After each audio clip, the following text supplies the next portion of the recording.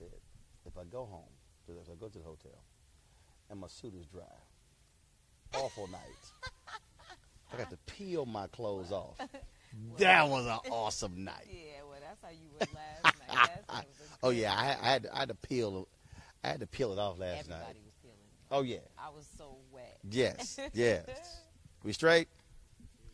All right, folks. Roland Martin here, NAACP. Yes, Tamika, Marilyn, and I were just talking about last night's party, the Young Professionals party. In fact, so before we even get to what we're going to talk about with Tamika, let's talk about, we tweeted last night. Okay, this is what I don't understand. This is just me, okay? I grew up in Houston where we would have family get-togethers, and it would go from somebody drop by, and then somebody else called, and they heard somebody talking in the background, and then they came by, and then by 2 hours later, it's about 25 people at the house, and then my daddy started playing music. The next thing you know, this thing goes on for 6 hours. Wow.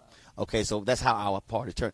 Well, I don't understand folks who have this attitude that as you get older, it's some parties you can't go to. Where I grew up, where we all rocked in the same spot, and music was played that appealed to different people. Yeah, no, I mean, you're right, because my mother is from Alabama, and my father's from North Carolina. So the garage and the yard was lit all the time, and all age groups were there. However, last night we were on the older curb of the party. But I we ain't had a care. ball. And matter of fact, if it wasn't for you, I don't know. At one point, like you said, it was right here, but you helped us get it all the way up to the top. Well, so what happened was,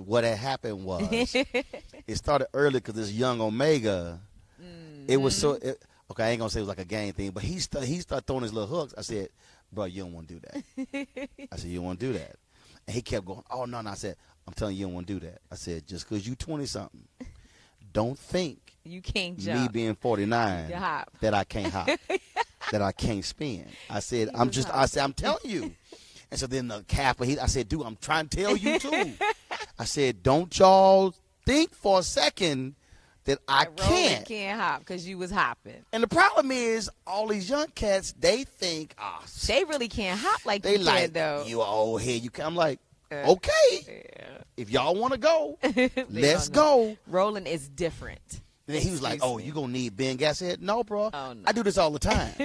I said, I ain't going to need Ben Gay. I ain't going to need no Icy Hot. We do this all the time. You may be using Icy Hot and we don't know about it. No, Roland. Don't front. I don't front. Because I dance all the time. You do. No, I'm like, you're a great dancer. I said my knees, and my hips work. Your parents are they great dancers? You know what? My parents don't dance, but they like me.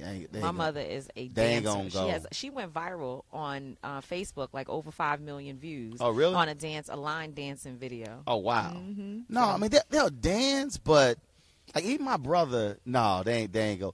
I'm just way different. I don't know. I think. And you like Marvin C's music, that good music. I listen to everything. See, I can go. I got 10,000 songs on iPod, so I can go from the juke joint to hip hop to gospel to jazz to opera to R&B to Motown, Philly sound. I hit them with the soca, the reggae, the salsa. I got the Zydeco, second line. I ain't got polka. Okay, you don't have. There's no polka music on my iPod. No, yeah, polka don't make the cut. That's not your polka style. Don't make the cut. Don't make the cut. Oh, but I get it in. That's why I got to go to Trinidad. I got to go to Carnival. I got to do that. Yeah. Oh Lord, Roland, no video footage. I got to go to Carnival. Don't take the camera crew with you. Lord Jesus. I ain't been to Mardi Gras. Really? I have never gone to Mardi Gras, so I got to go to Mardi Gras. I told somebody, I said, look, I need to be on somebody's boat, somebody float next year. You don't crew. Need to be on the float. Please. I need to be on somebody. Y'all don't understand what Roland does. When you come out, it's hard body. Like, you dance serious. Oh, hell yes. I'm telling you. And you'll be on the float. If I get to the hotel and dry, I'm pissed. Yeah, he said she got to peel your clothes off. You don't understand. That's how it was in college. Night. When I was in college, people were like, how's the party? See this dry-ass shirt? Yeah, this guy needs to also do comedy. See this dry-ass shirt? That's how the party was. Lord. But that's a bad DJ. But you got to ring that bad. Oh, don't even get me started on bad DJs. I can't stand. I can't stand bad DJs. Okay, we are going to get to the interview we're going to talk about. But let me just tell y'all something right now. All DJs. As a matter of fact, I'm going to post a video with D-Nice for D Shot of Essence. If the dance floor is empty, change your damn music. Yeah. Okay? Yep. We at NABJ. This dude DJing, and I'm sitting in the bar outside of the party, and these people are leaving. I'm like, where y'all going? They were like, oh, DJ playing all this music. And he was playing music that was offensive to these sisters. And I went to DJ booth. I said, say, bro, there's a lot of professional women here. You need to change the music. I said, that little BS you playing, they ain't dancing to that. They don't want that. So it's probably about 100 people on the floor. At okay? an NABJ conference. There's 100 people on the floor. I said, bro, I need you. You got to put on Before I Let Go. I'm just trying to tell you. I said, listen to me. You're going to play these 3 songs. The floor is going to be packed. Matter of fact, they're going to be on the side of the floor. He put it on. Room just erupts. Oh, Roland was in charge. His ass goes back to that crap he was playing. Man, he messed it up. And you said that's it. Dude, if you put a new song on and the floor is filled, you stay along with that theme. That's right. But he probably don't know how to play it. You know, everybody can't do a classic set. But it's like, it ain't hard. To some people it is, especially when they get caught up in the younger thing. It's hard to go back to them classics. And then you got DJs who DJing for their boys. Okay, I don't care how you feel. If you at a party and there's 10 dudes on the floor, ain't no women on the floor, change the music. Because there's no party in America where you DJing for the dudes in the room. You know, you should put a soundtrack out. Roland Martin soundtrack. I'm telling you, I can't. Matter of fact, I tweeted. I can't remember the hashtag I used. I'm just gonna pull up all my tweets before.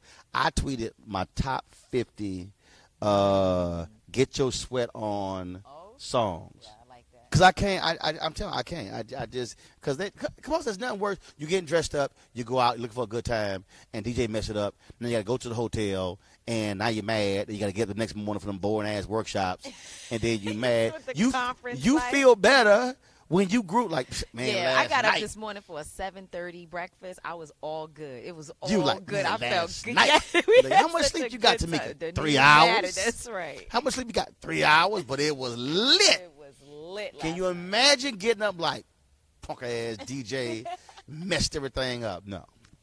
Okay. All right. Enough of that. All right. So first off, let's talk about the panel. Let's talk about the panel you moderated. We live streamed it, and you had all the different voices, brothers involved in hip hop. Yep. What was the big takeaway? A lot of things. How to get people involved in this midterm election, you know, making sure that artists and all these influencers are engaged. We also talked a lot about how corporations are holding the purse strings of some of these networks and entertainers, and they have teams around that are really kind of stopping artists from being able to speak out on certain issues. So how do we play that? How do we as activists help these artists? How do we make sure that artists have the types of teams around them that are going to help craft their messages versus trying to stop them from speaking out on social justice issues? So it was a really, really strong panel. Chris Gotti was on the panel, and we know he was responsible for Murder Inc., you know, and Ashanti's career, Ja Rule's career. We talked about the fact that Murder Inc. has contributed to some of the misogyny and other things, and how he is now trying to give back to the community. So that was good. Greg Mathis is obviously not in the hip-hop community, but he talked a lot about the responsibility and just what he saw from artists as he was growing up, and the responsibility today, what it should be. And then we had Vibe Magazine, Daytwan Thomas on the panel. He talked about the fact that what they do is just give the news. So if I'm thrown off of an American Airlines flight, that's news. Rather than them trying to take a position on everything, they're telling the news. And then obviously someone from BET, John Sandifer, was on from BET, and he handles content. So it was really good. And I think the other thing we talked about was black women, how we are represented, in the industry. And what we came to a conclusion around is how black women are ignored, yet and still most of these different entities, 80 to 90% of their staff are women. Right. So, just trying to figure out why is it that we're still not getting the coverage that we deserve? Because we had Shakishia Clemens, the young woman who was attacked in the Waffle House, by the police officers. She was with us, and we just tried to figure out why is it that networks and others are just not talking about Shakishia Clemens and other black women who are abused. Well, I mean, I just think that, first of all, I think what people have to understand is, as somebody who has spent time in mainstream media and black media, the reality is, in mainstream media, you have largely white men. Absolutely. Who are running that. Really running it, period. right. In newspapers, you look at sports. I tell folks all the time, don't even get caught up about even in sports. If you want to understand how white males dominate sports, watch one of those NFL Network shows where it's top 10 plays or top 10 running backs. You're going to see radio show host after radio show host who's a white male. Columnist, television announcer. You'll see very few African Americans and virtually no women of color. Wow, that's right. Or any. So that's the best indication in terms of what it is. And so that's why when people say, well, why is it that if a white woman comes up missing, oh, it's wall-to-wall coverage. It's a black woman. It's easy because when a white woman comes up missing, they see those white male executives see their wives, their daughters, their nieces, and as a black woman, they're like, I don't know who that is. Exactly. I mean, that's what drives it. It is, and the black women that they all tout, like we have 60% of our workforce is black women, but are they in the decision-making rooms? Right. And that's the real issue. So, all right, I'll give you a perfect example. I mean, several years ago, in ABJ, in our convention in Las Vegas, we gave CNN one of our top awards for diversity. Right now, there are no African Americans in a decision-making position at CNN. You got brothers at HLN, but there are none. I mean, so to go from you had several to now none. Right. I mean, Jeff Zucker has to be called out on that. And you can't say, well, you're the worldwide leader. And this is not, oh, Roland, you got a ground against Jeff Zucker. I'm like, no, I don't. Right. Where are your black people? Raising the issue. Exactly. Who has P&L responsibility? Do you have any black direct reports? Right. Are there any African Americans who are vice presidents, executive vice presidents, decision making? And the answer is no. Right. And obviously that impacts what happens in the newsroom, right? Yes. Because what we want to see, the information that we want, we're not always getting from CNN and all these networks. And that is because, again, who's making the decisions? And it's not just about talking heads. That's important that we have people who can articulate the stories like Angela and Simone Sanders and a number of people. But it's not the same thing as who is making the decision about what news they're going to talk about every night. Because they don't come in to tell to choose their stories. They have no control over that. They have no control over that. And the reality is this here, even when we talk about those contributors, those networks also are not giving those folks shots. And I've said it. Bottom line is, when you see Angela and Simone and David Swirlick and Paris Bernard and Shermichael Singleton, when you see all of those people, those are all folks who came through my platform. Absolutely. And so when you see Paul Butler on MSNBC, when you see even though Lauren Coates was on Chris Matthews' show before, but in terms of the show she got to host, guest host was mine. That's right. All those folks. Now Scott Bolden, Fox News calls him left and right now. Yodit Tewelde, Monique Presley. Those networks wouldn't give folks a shot. Absolutely. And that's because you don't have executives who are saying, hey, here's some new and fresh voices. So I think just like in media, so I think in music, that's what we're seeing. And so even though we're 25 years away from America being a nation that's majority of people of color, we are still dealing with the fact that if you do not have power in suites, it doesn't matter who that face is. The person hosting a show or a contributor on television is the same as that artist. That's right. That's it. That's exactly right. I mean, I don't have anything to add to that except to say you are. And that's also where the money is. That's exactly where the money is. I mean, that's the truth of the matter. That's where the budgets are. That's where their investment in community and all the things they're doing is coming from that power structure that is basically white male. And that's it. And so even white women have a problem with that. I know. They're all up in the Women's March. Let's talk about that. Obviously, January 2017, set records all across the country. One of the things that I said then, I said it the other day when we were at the I did a panel on Saturday, Black Votes Matter panel. Janae Ingram was there as well. And I told people there, I said, y'all were deliberate in information gathering. Because we talked about it, I despise civil rights folks who put on rallies and marches with no data collection to know who was even there and to follow up. That's right. Well, and that was the main focus. I mean, first of all, you beat me up about it every day, and so we definitely got it. And we put a platform out with our unity principles. What do we stand for? What are the issues? Click these links for resources, for data on the different challenges that people of color and just marginalized communities are dealing with in general. That was all there, the resources, and it's still there. And every time we do something now, we get involved in an immigration issue or any issue, there's some research being done, and we're partnering with other organizations. There's so many people running around, we're not going to get into it today,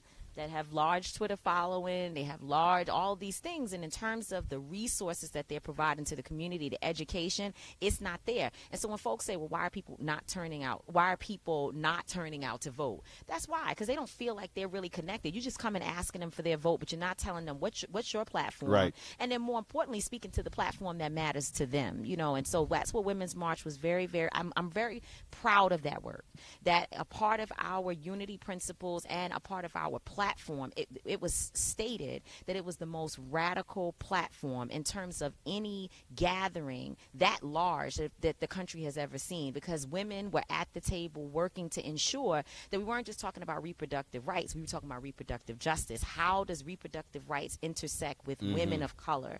And how is it that a woman who is talking about having an abortion doesn't necessarily have to deal with the fact that I can't have kids because my community has gun violence, poverty, you know, lack of education, and all these things. And that's where the reproductive justice issue came in. So we dealt with all of that. We deal with criminal justice reform. We have been dealing with Shakishia Clemens, sticking on that story, helping people to understand that Waffle House may not have been the ones to physically pick her up, derobe her, and throw her out or arrest her, but they still are responsible from a corporate responsibility perspective in terms of how she was handled, and then being a part of the call, because Roland, there are charges against her right now.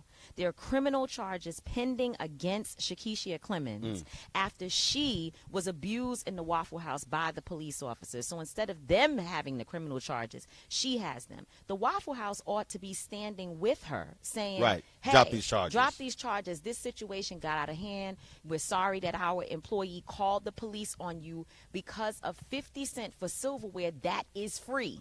That's clear. Waffle House has said we don't charge for plasticware. We don't charge for that. So there should have been no issue that your people started it. So why would you not join the cause? But they don't have to respect us. And so, you know, that's the fight we're up against. Even though, as you laid out, the unity agenda, all the things that y'all done, you still are dealing with folks who, the Women's March, that's about white women. And then the people talk about the white women, 53% who voted for Trump. And y'all's position has been like, look, we know what took place, but what happened leading up to November 2016 doesn't necessarily dictate then what happens now. Absolutely. And it's been interesting having to watch you and Carmen Perez and Linda Sarsour deal with people of color who believe that y'all are sellouts and you're traitors because you are leading this women's entity and not one that's just specific to people of color. Well, I mean, that's what intersectionality is all about, right? Like, we're actually trying to put Kimberly Crenshaw's her idea of intersectionality into practice. And Kimberly Crenshaw, for people who don't know, is an activist, a brilliant mind in terms of a thought leader. She was a professor at UCLA, and she's the one who sort of coined the term intersectionality, which ultimately means exactly what I explained as it relates to reproductive rights, reproductive justice. We have a similar issue, but we come at it from different perspectives, and it impacts our communities differently. And can we work together? I don't know of any major movement that has happened in this country and anywhere else where it was all one group of people who were out there marching and fighting and organizing, where all the resources just came from a particular group. And trust me, I would love to just organize with black folks, but I don't know where that works. You know about because I don't know where that works. I just know that it's very difficult sometimes to get all of us on the same page, just like it's going to be difficult to get all communities on the same page. The bottom line is check our platform. Look at who was on that stage on January of 2017. Look at who we presented. We had people who were formerly incarcerated. The Native American community was there. We made sure that it was a diverse group of people and that issues that you would not have seen on that stage, it would not have been a part of the platform that Carmen and Linda worked so hard to develop. You would not have seen that if it were not for women of color being in the midst of this opportunity in this space. And the reality with the Women's March is, yes, white women called it, but we felt that there should be no convening of a group of white women in this country, and that they would say that they represent the voices of all women, because there were black women signed up to go. There were some who are not really aware of all the political issues. They were ready to go. So they would have been represented on that day by white women who had no idea about our issues. And we went to the table. We went and built a table, by the way, but and then we jumped on top of the table to make sure that all of our issues were out there. And if you look at what we've been doing since January 2017, you will find that the Women's March has continued to be engaged on very, very, very specific issues that deal with oppressed people, and that's something that I'm just very proud of. And I get it. There are genuine concerns about white women organizing. Trust me, I deal with it every day. There's tension within the Women's March when trying to organize with people who don't necessarily understand your issues. But sometimes they don't care. But the reality though is, you have to enlighten somebody who's clueless, because look, I think what happens a lot of times is people we assume no they know, and I tell people all the time, I said some do, but a lot of folks really have no clue. Right. They just don't have the level of experiences with black folks and others. And you have to no, let me explain to y'all what this means and how this affects us, and have you experienced that where somebody went, I literally just did not know. Every day. It happens every day because the question we kept getting, even from Bob Bland, who was one of the four co-chairs along with Linda and Carmen and me, and she kept saying, what does race have to do with these issues? She just didn't understand why we kept talking about race, and that was very intentional. We were talking about race on purpose, and it was a contentious space, man. People were they were like, what do you mean? And we were like, what you mean you don't know? But that's the difference between leadership and just being an activist or a person in the movement. When you claim to be a leader, as we are, you have an obligation to educate not just white women, not just white men, but even your own people, because even we don't know all of our issues. Right. So let's not be so high and mighty. Like, we up on everything. Some of us don't even know who the district attorney is in our community, yet we're upset about police issues. So we all have a lot of learning to do. Trust me. One of the things that you and I often talked about, which is what you're doing with the Justice League, but also with the Women's March, infrastructure. And that has been one of the early criticisms that I had with different folks, very prominent in Black Lives Matter, where I said, and they were like, well, look, but that's where we get in trouble. And I kept saying, I said, look, y'all can criticize the NAACP all you want to. Right. You can criticize the Urban League. You can criticize all these organizations. But the reality is this here. They still exist. SNCC no longer exists. Right. CORE doesn't exist. Right. I said those critical civil rights groups don't exist. I said because the infrastructure went away. That's right. And so you simply cannot have a movement that is centered around an individual who has no ties to anything and has nothing. A number of individuals who are just moving around. But just because again, and people will go, yeah, but the beauty of this movement is there are no leaders. You can't show me a movement where there are no leaders, because you have to have. SNCC had hierarchy. There are leaders. There are leaders. I mean, because at some point you got to make a decision. That's right. And sometimes, and somebody got to take the heat. Say too. yes or no. And a bill needs to be paid if you're going to keep the phones on. And who's going to be in charge of that? Who's putting stuff in their name? Who's signing incorporation documents? How are you going to protect your brand? I mean, you have to have leadership. But I also understand this sort of decentralized model because Justice League has that. But let's think about Justice League. It is a decentralized model where Myson Lennon and Angelo Pinto and others are part of the decision-making process. But there's still the Gathering for Justice, which is our organizational brand that Harry Belafonte is on the board of, and so am I, and Carmen is executive director. And the Justice League gets to make decisions about what we're going to do on a local perspective, even some national stuff. But when there has to be a decision made on behalf of all of our interests, and particularly the brand, Carmen is responsible for making those decisions. Right. So there has to be some leadership. But I want to make that point because I think people they got caught up in that. And in fact, I remember when Latinos had those May Day marches several years ago, and I said then, because folks were saying, well, why didn't we see, action after that? I said infrastructure. I said follow through. I have said this, and I said it directly to the minister. The Million Man March, massive gathering. The Millions More movement, massive gathering. I said, but after the event, if you don't have the infrastructure and the plan and the follow through and the everyday work, all you had was an event. That's right. It's everyday work. I mean, for us to be able to get 630 women, mainly white women, to be arrested just 2 weeks ago on behalf of family separation. It took the fact that we still have relationships with these people. Right. We know how to reach them. They had to be organized. We have a list.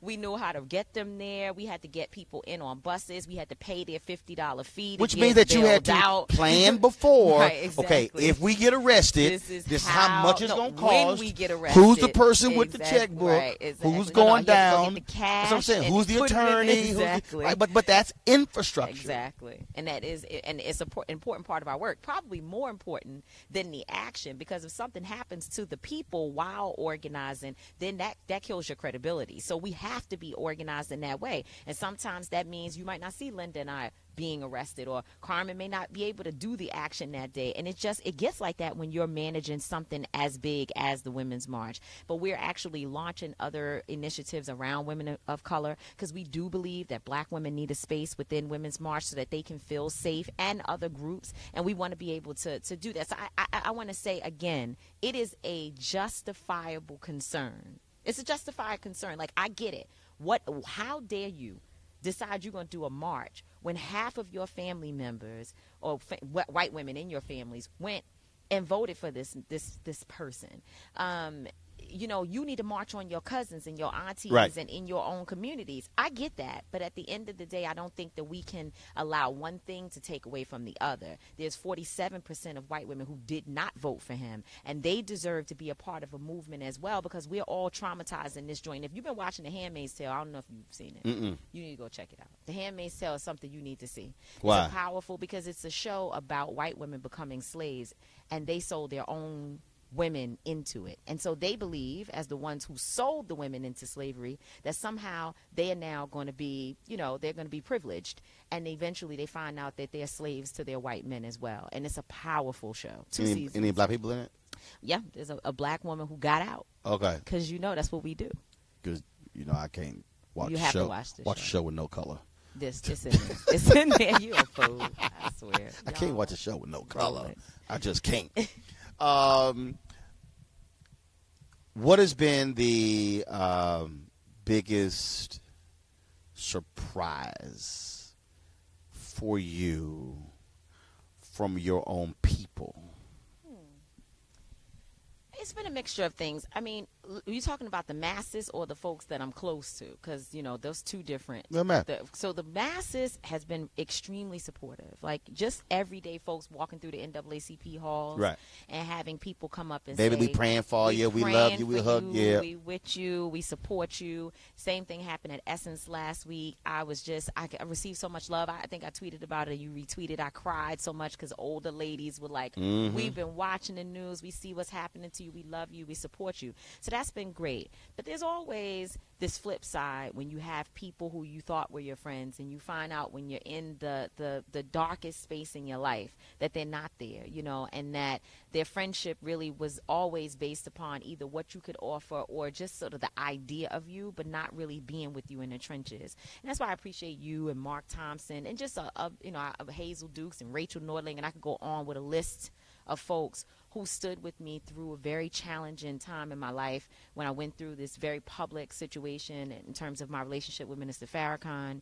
And it was really a very difficult time, and there were a lot of people who did turn their backs, really. And it is what it is, because I believe that God clears it out.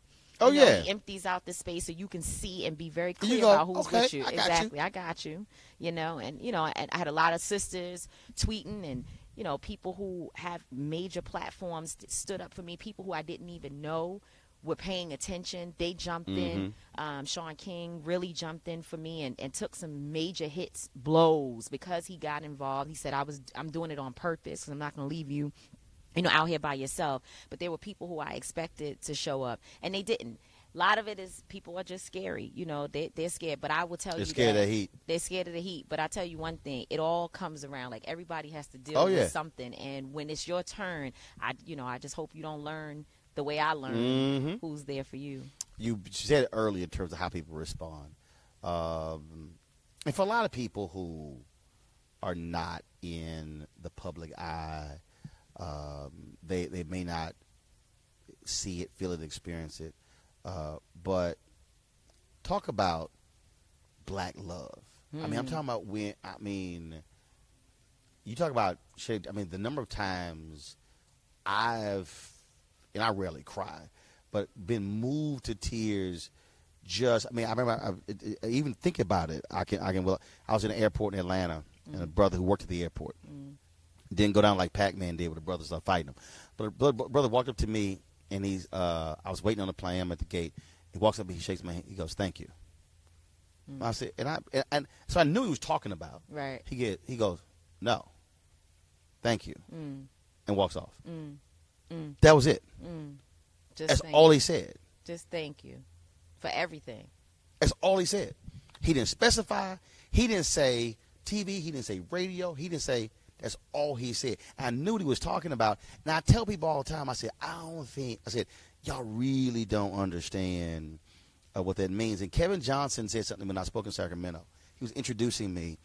And I felt it, but this is the first time somebody articulated it. He said, what Roland Martin does for black people, he said it's so important. He said, but y'all need to understand how we feel about him is his fuel to keep going. Yeah.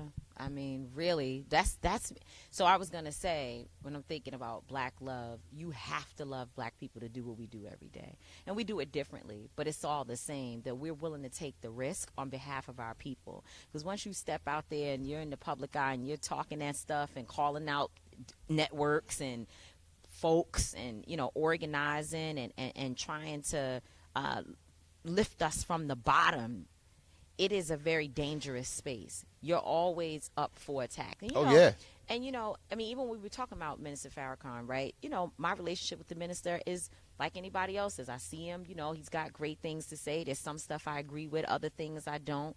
I've attended some events, but I'm more so connected to the roots of the Nation of Islam and what they have done in our communities. Yet and still, there were some people who were able to take that and try to just destroy me, but black people held me.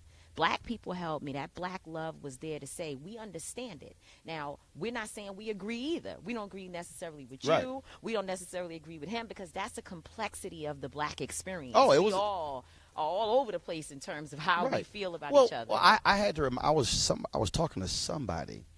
I was talking to somebody, a very prominent individual, and I'll let him share that conversation one day.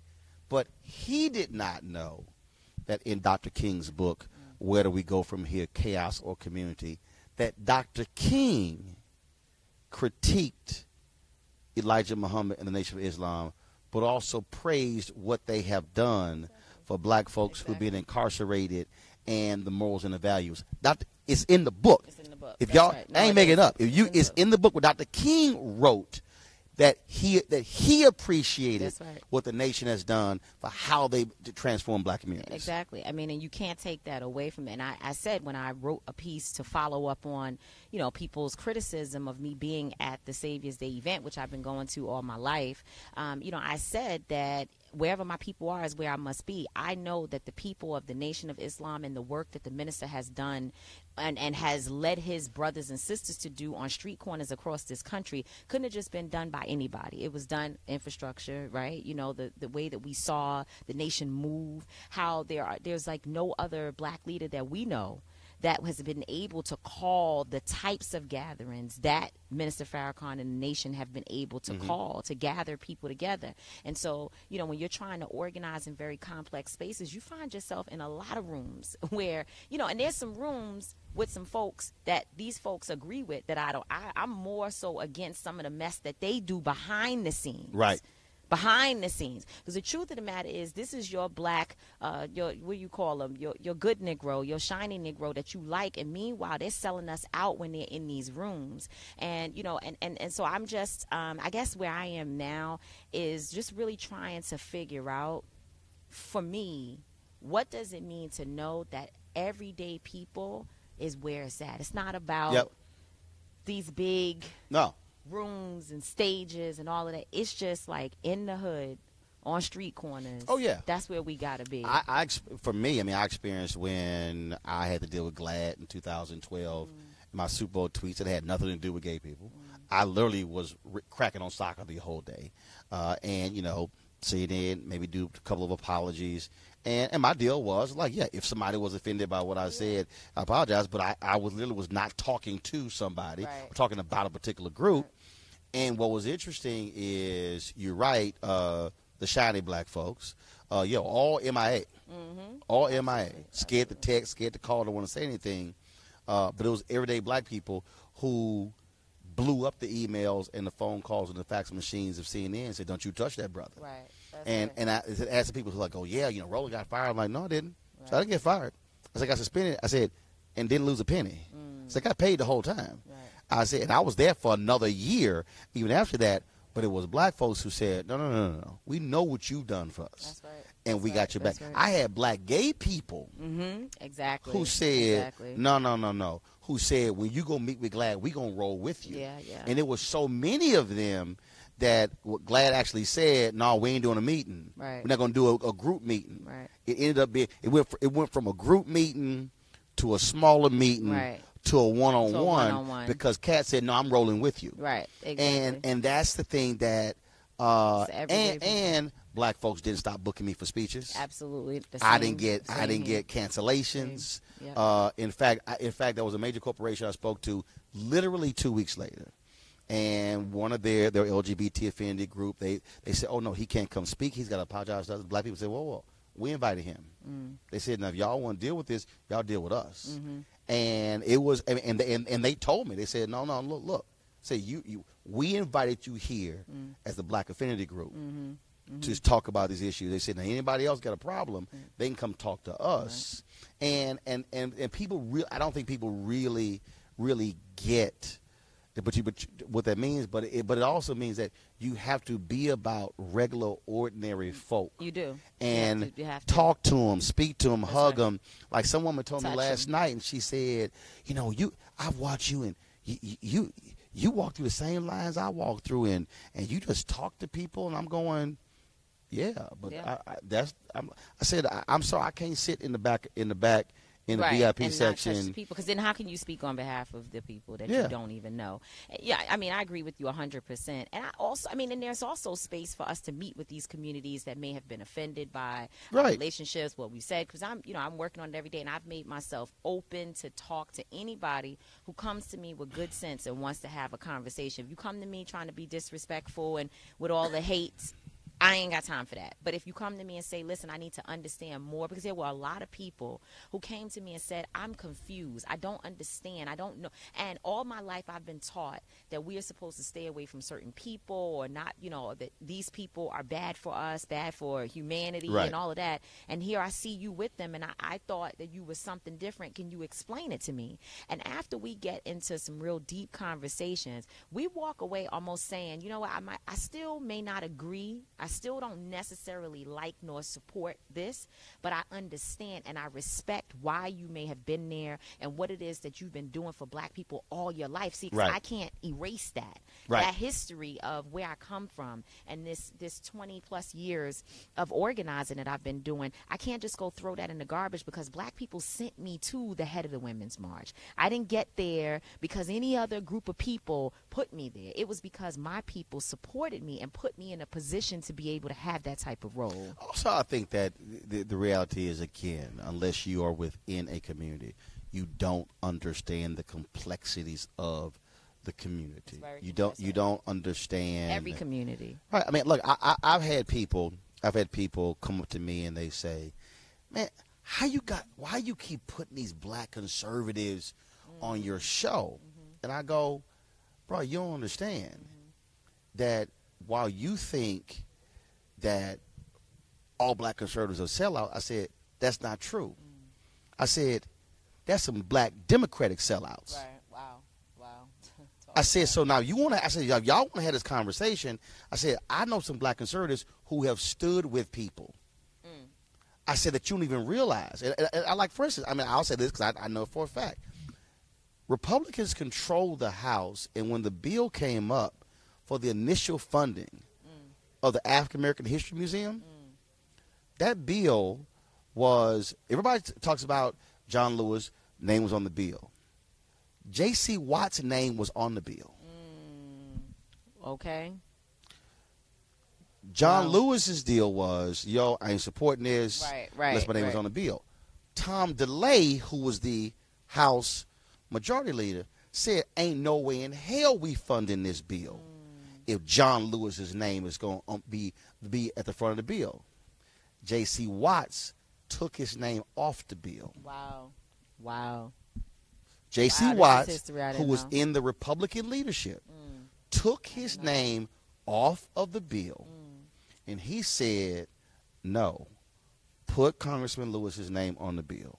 We are going the initial $1 million+ to get that museum started. Republicans controlled the House, and they fought it, and J.C. said, no, this is about the museum.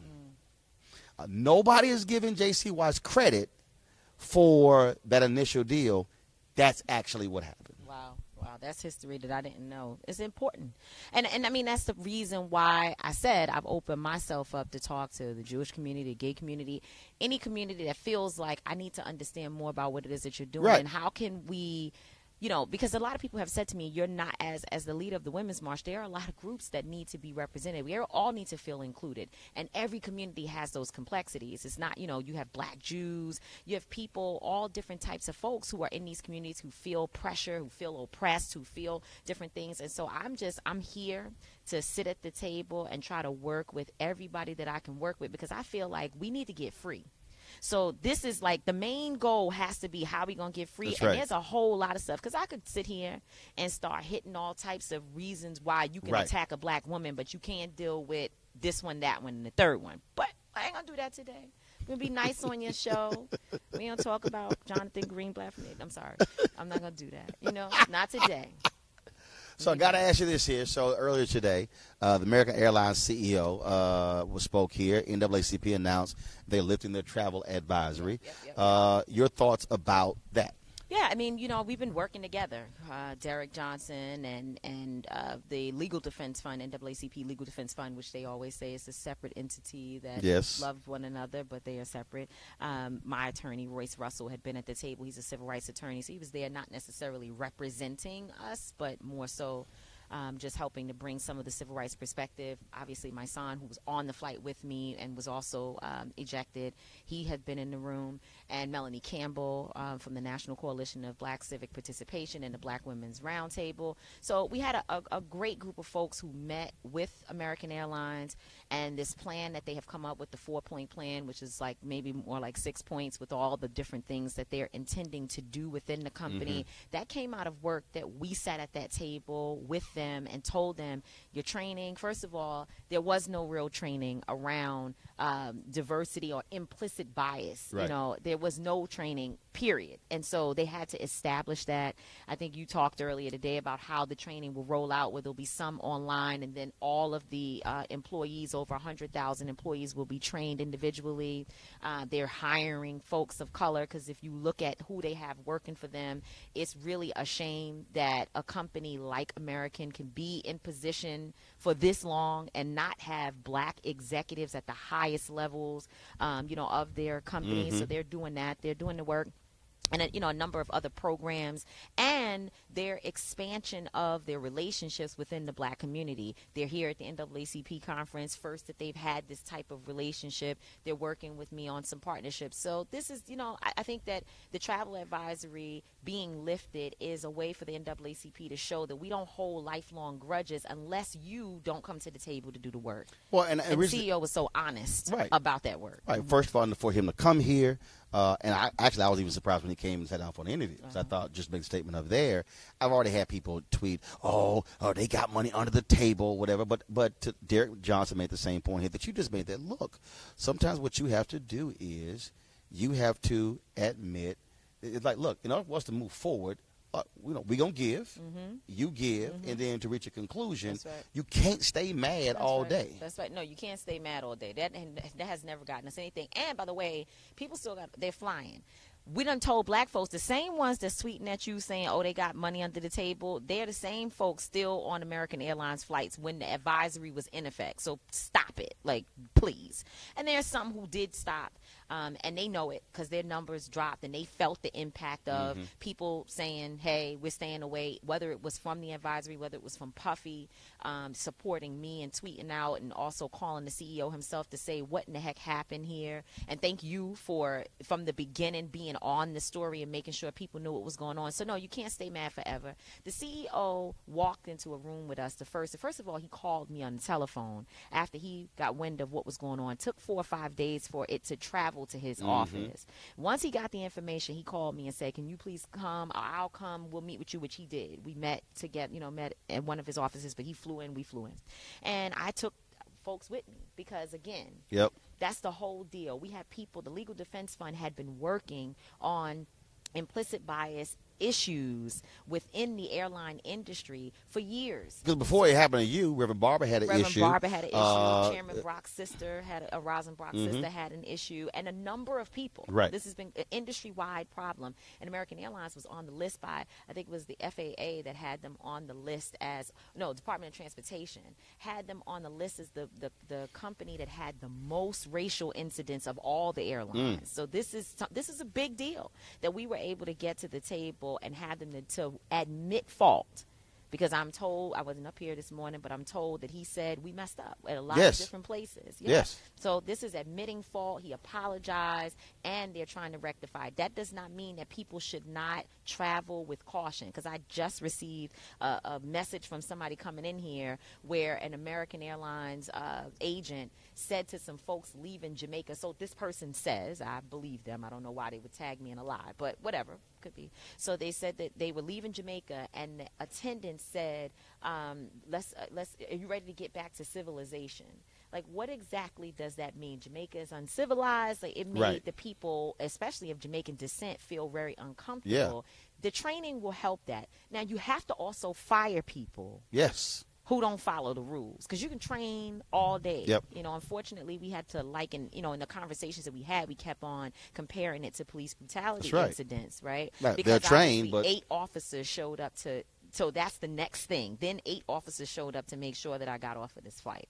And so, yeah, they're trained, but they still, and they're trained enough that these killings are not happening in other communities, but it's happening in the black community. And so the same with the airlines. Why is it that only certain communities are being abused? And they recognize that that's an issue. So what we have to do now is continue to monitor. It's not the end, and that's what they have said. It's not the end. It can't be the end. Because what we know is that regardless of what the NAACP says, regardless of what Tamika Mallory says, if in fact people still are discriminated against on that airline, when it bubbles up again, the people will take care of it on its own. They'll shut them down. Right. So I just hope that they actually do the work and challenge people. And the last point is, on the FAAPs, the pilot in this particular situation, in my situation, should have been fired. Absolutely. Because the way in which he asked me over my head if I could behave on his flight and treated me like a little girl was completely out of line. It was harassment and a whole lot of other racist things and all that. He should be fired. But the FAA is protecting these pilots, rightfully so, on one hand, right? Because we want to be safe. You and I fly every day almost. I want to be safe. I want to know that the pilot has control of this aircraft. But if you are flying people around and you majority white men, you're flying folk, and then you're communicating with people you don't like, people that don't look like you, and folks who you have oppressed for a very long time, historically oppressed, how do we expect you to do what's right if the airline is unable to punish people who do not behave the way in which they should? It is accountability, and that's a problem. So, you know, we've been talking to Cory Booker's office and others about looking at that from a legislative perspective. Last question. Obviously, elections are going to be huge. Every election is huge. Local, county, city, state, you name it, congressional as well. All of those. And the panel I did on Saturday was called hashtag Black Votes Matter.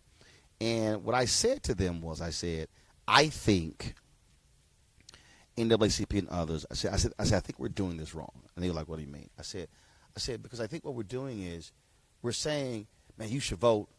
Folks die for you the right to vote. I said, but a person today, unless they understand history, they're not thinking about Jimmy Lee Solomon in Selma. And and I was asking them, well, Roland, how would you do it? I would say, we should look folks in the eye and say, man, why should I vote? Because Trayvon can't. That's right. Because Tamir can't. That's right. Because Rakia Boyd can't. That's right. Philando Castile can't. I said, you got to make this thing current, relevant, and personal. Right. And then walk people through and ask them, what's the most important thing to you, to get them to understand that you may not think that council member, that DA, that judge, that member of Congress has an impact on your life, but they do. Oh, they do. Oh, they do. Oh, they do. And the people in Flint, Michigan, the babies who were poisoned, who can't vote, they also need us to vote on their behalf. I mean, when you think about the fact that Flint still doesn't have clean water, how can you sit there and say, we don't have to vote in an election? Are you crazy? And by the way, I told somebody today, we wouldn't even be talking about the Russian being involved in our electoral process if people didn't need our votes. Like if our votes weren't important. Right. In other words, that wouldn't even be a thing that they needed to tamper with the voting process. There's a reason they're suppressing our vote. They're suppressing, exactly. Because we turn out. Because we actually turn out. And because they are afraid that if people get together and really vote their way, we would know. We know that what they're trying to do wouldn't have happened. Right. Right? So obviously our votes are important. Voter suppression wouldn't be a thing if it were not for the fact that people want to stop us from coming together. We got to use that power that we have, that voting power and our spending power. Those are two things that I pray, if there's anything that I'm hopeful about, that I know one of these days God is just going to come down and say, bam, they're economically stable and they have their voting power in order, and they understand, don't just vote but show up after you vote, call your congressperson, walk down to the city council office, do whatever you have to do to ensure that your voice is heard. When we get that, we're going to be some telling you, bad mamma jammers. I concur. Well, good. Thank you. Tamika, always good to see you. It's good to see you, Roland. I hope to see you tonight. Partay. Oh, come on now. Where we going? Come on what now. What time? I have another linen suit to sweat out. Let's get it. Let's get twisted with it. Oh, we'll do it. We watch don't it care how many other young folks there. No. We all the way up there though. My child is 19, so it's getting. I ain't got children. Scooting on up. I know. This is. I've raised six nieces, but I ain't got children. That's why you were jumping like that. I'll be 50 in November. My knees still work. My hips work.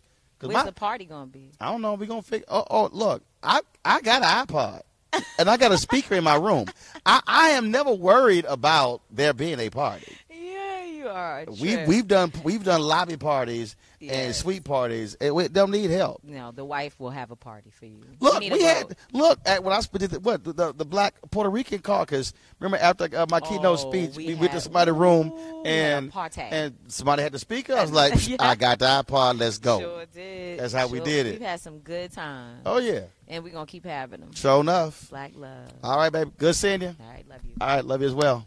All right, y'all. It's Roland Martin Unfiltered from NAACP Convention 109th in San Antonio. I think this is going to be our last interview. And so they got some other session later today, but I leave early tomorrow morning.